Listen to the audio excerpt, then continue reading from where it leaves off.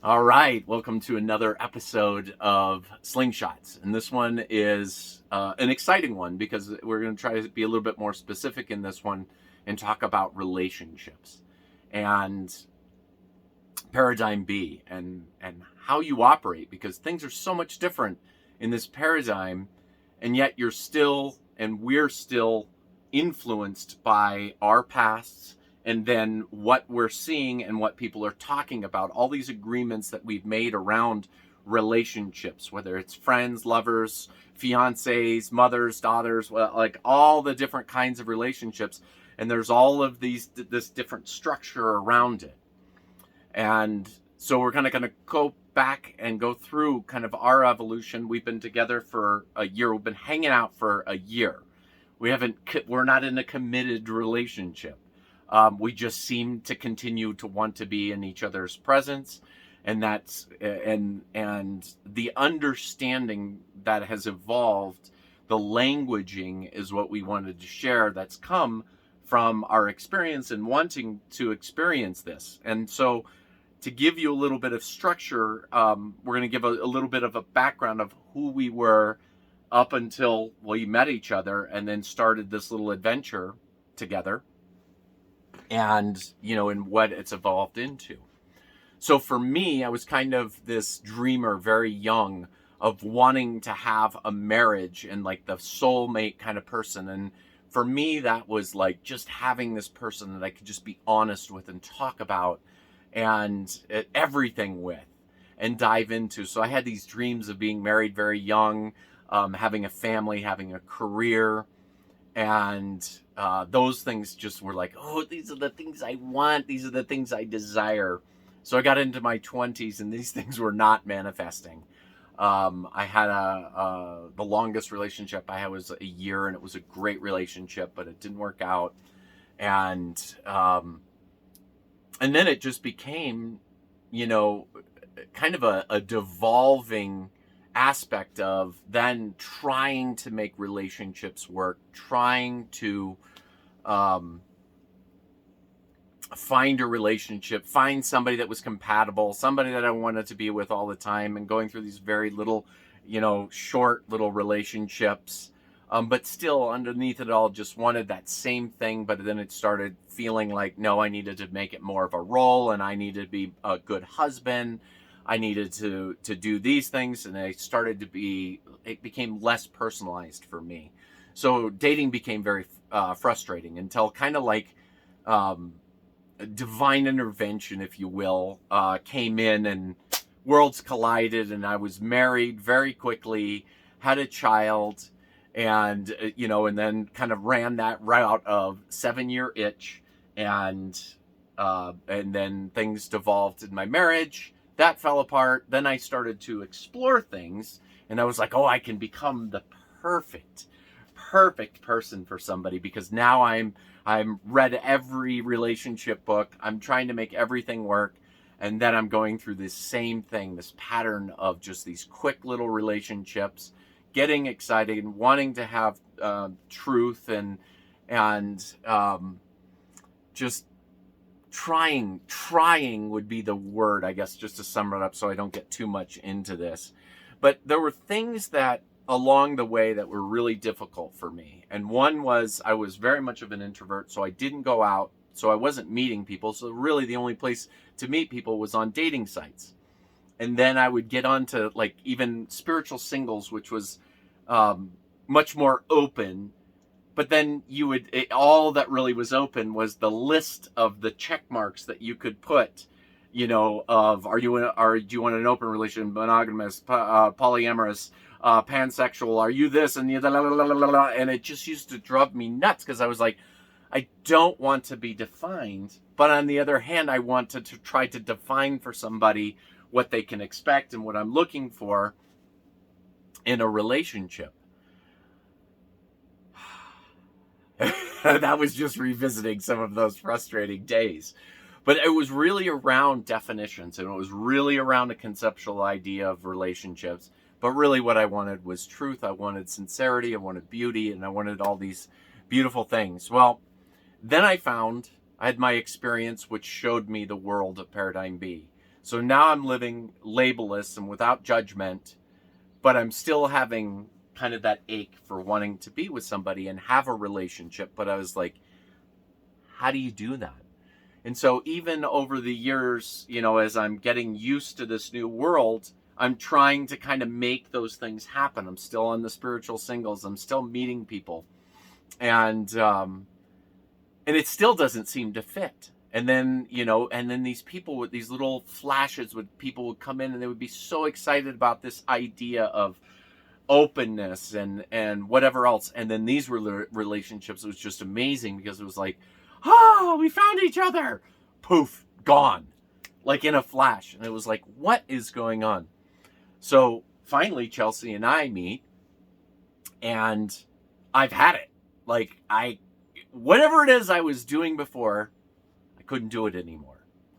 And so Chelsea comes along, and it was just, we really enjoyed talking to each other. We talked forever.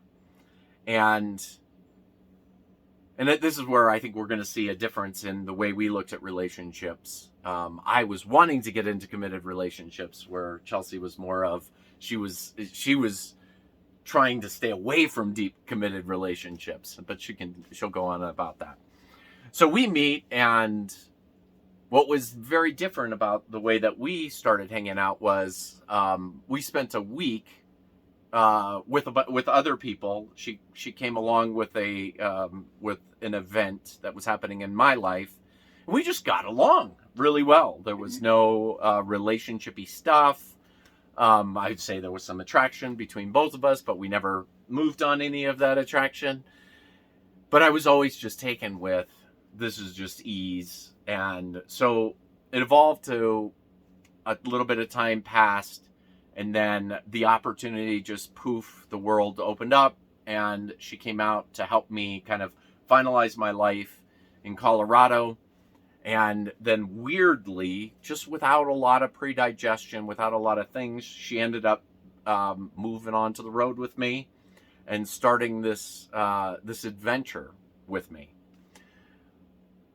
But one of the things that we still were really trying to discover with each other was languaging.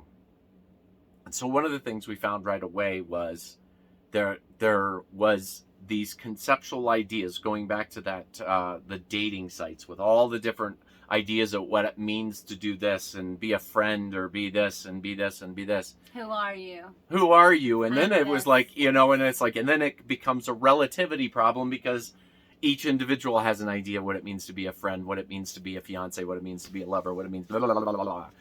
So you still have all of that abstractness. So we started with the foundation of looking at the term relationshiping. And I was kind of like, okay, this is my foundation. I'm not into the relationshiping. I don't want to try to make a relationship work.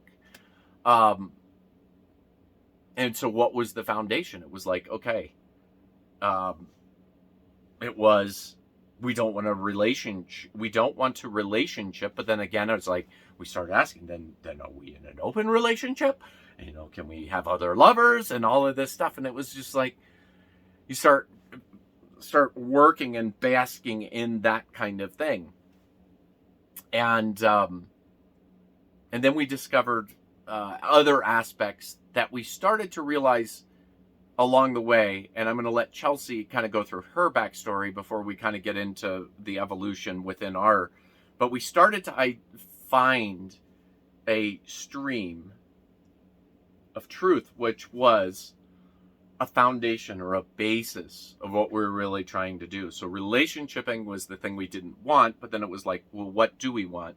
We wanted to relate with each other, but then what does that look like? Are we going to stay together? Are we going to invest in life together? Or are we going to do this and going to do this and do this? And so we were dealing with all of that stuff along the way. So let's listen to Chelsea tell you about her backstory, and then we'll get back to kind of the foundation of what we have found over this year with each other. Well, as James touched on, I was not looking for any kind of commitment of relationship.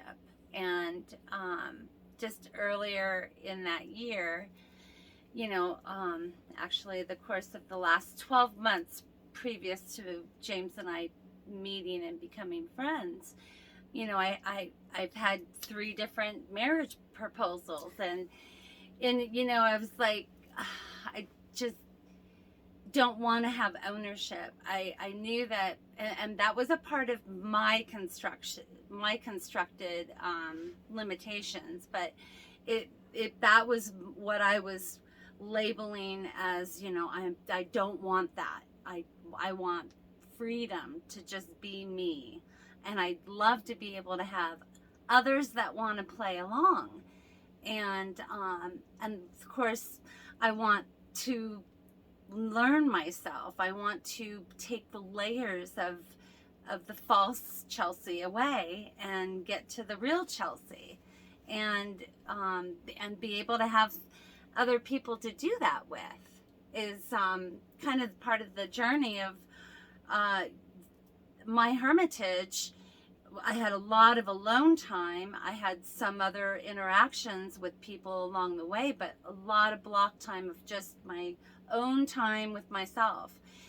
Then you get to a point where I had gotten to that point where now I need someone else to kind of have friction against, to have my seed is growing through. It's like a seed in the soil is growing. It's got to push up against something. It's pushing up against the soil, and to reach the light. And I knew that I needed someone, a very special someone, that in order for me to continue to push through the way that I was thinking I was going to be able to push through.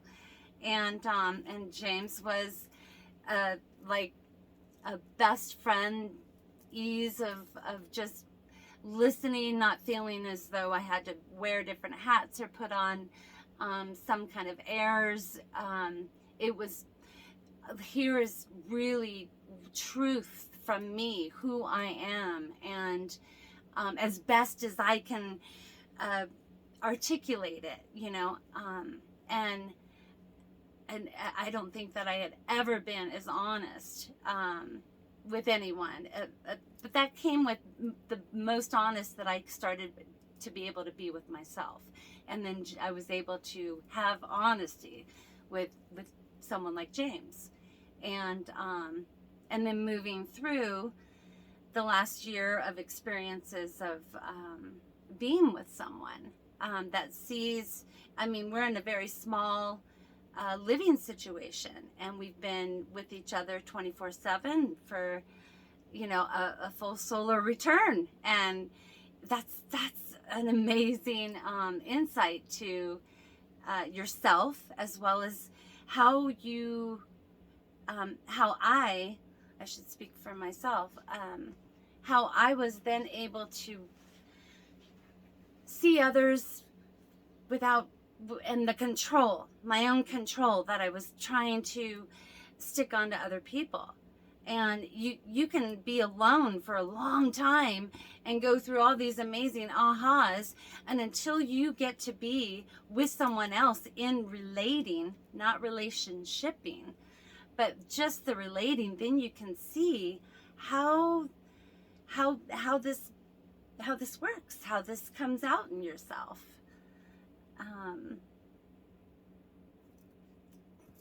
All right, good, excellent. Yeah, and so one of the things we discovered was that we wanted to give each other feedback, and that we would just be straight with each other. We would give each other as honest a feedback when we would get into kerfluffles, like when elevation of emotion would begin to cloud. That's kind of the way to say it. When things got that friction. And that was the thing about it, is you can sit and conceptualize things all day long, but until you get the rubber meets the road, you're not going to learn anything. So that was a great point, is that it's like, if you want to learn what it is like to relate within Paradigm B, do it. And then just see if somebody else wants to give good feedback. And then it's like, okay, the thing about good feedback is you don't tell stories. You don't wrap it up. It's like if somebody asks you a question, you don't think in terms of what would a good boyfriend say in this moment, or what would a good girlfriend say. You would say, what did I experience? Like literally, what was it that I experienced, and use the best language that you can possibly give to somebody so it's as accurate as you possibly can get it so they can understand what's going on. It's the same thing with us and our own path. Is that's the thing that we're susceptible to, is self-deceit. And then you bring somebody else into it, and it's like relationships are built around self-deceit. A lot of times. And it's like, and it's just deceit altogether, because that's what comedy about relationships is all about, is about like the things that we don't say to each other because we're not supposed to, because I'm a man, she's a woman, she's got a role to play in the relationship, I've got a role to play in the relationship. But when you throw all that shit out, what's left? And there's a foundation. And what we discovered together was the tethering idea, that feedback was going to be the most important part. And what was important about tethering wasn't about loyalty to her or me being loyal to her. It was about me being loyal to me first and foremost, and she being loyal to herself. And that was the quintessential nature of what it means to be a tether, is that loyalty comes to self first, and then feedback. Everything else from there is how the cards are laid when it all comes about. And so it has come down to very simply that there is the difference between the I world, and that's the world of paradigm A, when I was creating an identity, who I thought I was, and then I wanted to convince everybody else I was this thing that I thought that I was, all these labels. I was a spiritualist, I was an alchemist, I was a comedian, I was all this, I was all these kind of different things, these roles. And then I would say the languaging I found was that once I was done with all of the role doing, and all the role doing was just a hierarchy of values. I was constantly giving value judgments to everything in order to make sure that whatever the I was that I was building up was going to be the flashiest and that was the best. Like I was going to be the best of whatever it is. Like, that's what I'm saying. It's kind of ridiculous now to see it, but when I was doing it before, it was like, that's what I was trying to do. It's like, I want to be the goodest of whatever it is. And then that went away. All the value judgments and all of this hierarchy just, paradigm B steps in, and then what's left? Then I just realized I'm me. I'm just meing. I'm just meing into the world. It's like if somebody asks me, why did you say that? I don't know. That's what I did in that last moment. That's what I was up to. I'm just meing. And from that point of view, it was like, what's the foundation? Well, if it's paradigm B, then I want her to me as well. And it's like, how does she me in relationshiping? How can anybody me in a pre-digested, constructed idea of a relationship? And it's like, that's the one thing that we've talked about, was like, just giving an example. It's like, people might say, well, then if you're not in a committed relationship, then you're in an open relationship. And then I would argue that, well, neither one of us I wouldn't say strayed, there's nothing to stray from, right? But have you been with another man or another woman? No. And I haven't either. And it hasn't been because like we're in a committed relationship. It's just because neither one of us has been called to doing that. And so if we were to say, oh, we're in an open relationship, well, somebody else that's in an open relationship should say, you're not in an open relationship because you're not out actively looking for other people. You're not doing that like, right. Okay, you're right. So it's like, we don't have a label. So what is the foundation? The foundations we found is that I want her to me. I want her to experience life as the gift of experiencing you. I want her to experience the gift of what it is to experience Chelsea Chase. Like, what is that? Mm-hmm. And so that's the foundation. And that's the foundation of where it comes down to. And so when things the kerfluffle started to happen, it was like that foundation is always there. And then from that is then the relativity point. And so to give an example of that, back up to regular, let's just imagine two people sitting in front of a marriage counselor, and they're arguing back and forth about a certain point of view. So use an example of, let's say that I said, well, you shouldn't have done that. And then she's arguing, no, it's fine to do that. Well, you can argue back and forth, but if you had a really skilled therapist, they would say, from what position are you saying you shouldn't do this? And from what point of view are you saying you shouldn't do it? Because it's just two different points of view, and they're just coming relative to a different point of view. So if you take that relativity, instead of having this abstract idea of the constructs of what it means to be in this kind of relationship or this kind of relationship or this, everybody has this idea, well, I wanted to experience this kind of relationship. Well, it's like, okay, well, you got to hold on to that and let somebody know this is always going to be my relativity point. Because if you ever stray from that, they're going to get really confused. And that's what we found and we discovered together was the relativity point of view is I want her to have the greatest experience of experiencing her. And I don't know if it's always going to be with me. So I don't know how to have a committed relationship if I'm not the one that can serve that up for her. And I want him to experience all of James, every beautiful experience. When people get all, like he was going with the different points, people are taking specifically a personal affront that the other person is not sharing their same perspective. That's, a big part of why people clash. They're not holding the same perspective. And that's basically just trying to control other people. So. And that is that's the difference between paradigm A and paradigm B is an aspect of control. And there really is no control. And we, and that's the thing. We've had kerfluffles that we've talked about some of the kerfluffles, but what ends up coming out of the kerfluffles is usually the idea of the relativity point was lost in a story.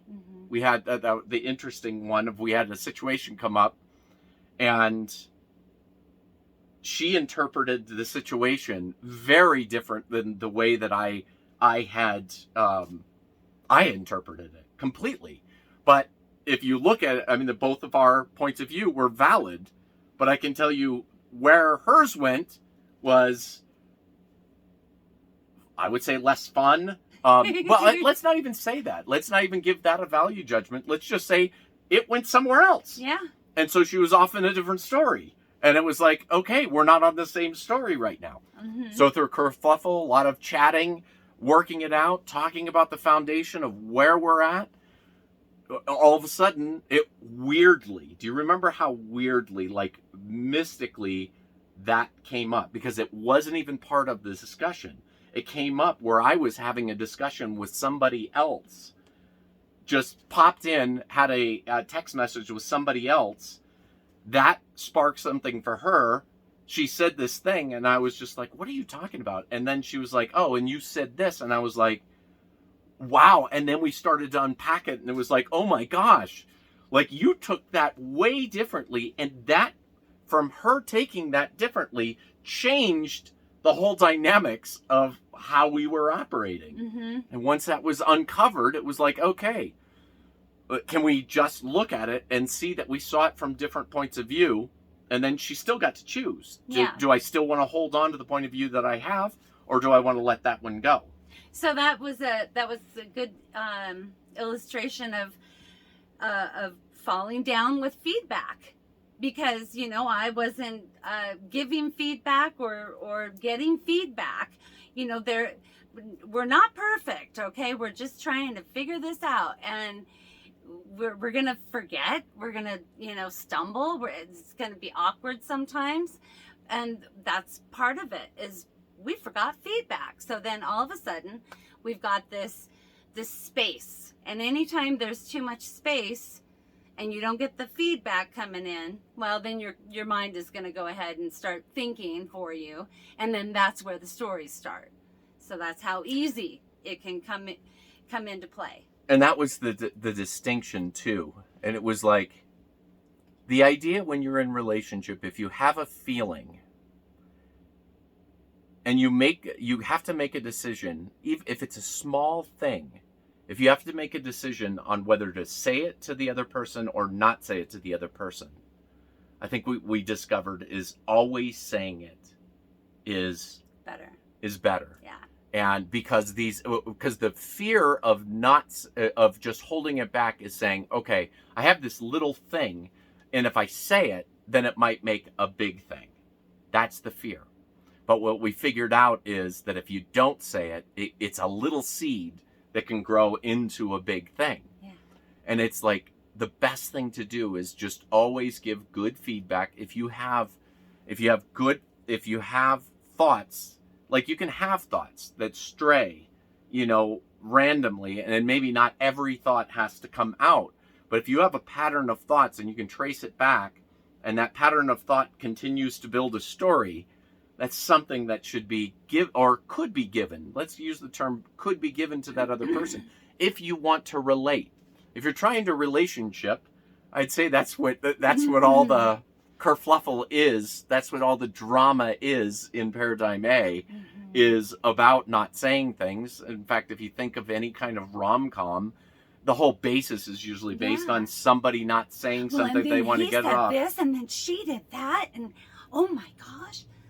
He didn't say what, it's all the things you didn't want to say. And if you realize that that's really the basis of it. And I was just going to share something before we jump off that was kind of funny. It was the hyperbole in a show that we enjoyed. It was the Last Man on Earth. And the character, we won't give too much away, but the character is just like this ridiculous character who is constantly trying to use his mind to, at first he just wanted to control people.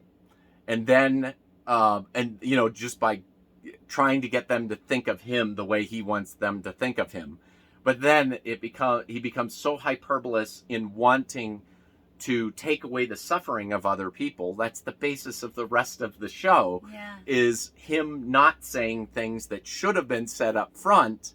And Chelsea would get so frustrated with him. It's like, why can't he just say it? Why would he do it again? Because this show is just so brilliant in writing that it's so ridiculous that he just does it over and over again. But then that's the fun thing when it's come up in it, I'll say, oh, did you have a Tandy moment? Oh, that's the character's name. And she's just like, she gets the same frustration that she got watching the show, realizing that that's actually a part of our experience of being human, is that's what we're trying to do. And we're trying to make everybody's experience the way that we think it should be, like taking all the pressure off of them. And that's kind of one of those ideas. Then we can get off on, I don't want to go down that road too far. But anyway, hopefully this is really helpful for people. We see people talking about these kind of things, especially in the spiritual realms, and moving forward. It's like it usually has a lot to do with languaging and reconstructing things from a different point of view. But it's always going to come down to a foundation, a relativity point of where you come from. And for speaking for me, it's I'm me, and I'm living the gift of experiencing me, and I want that for Chelsea. And I realize that by me staying loyal to myself and sharing with her the feedback that she needs in order to make good decisions for herself, that's my gift. That's my gift, and that's my foundation. And it's also my foundation that when a question comes up in her mind, she can go back to that and say, well, I know what point of view he's coming from. And if not, ask. Yeah. Just always speak up. Yes. All right. We good? All right. Till the next one. Till the next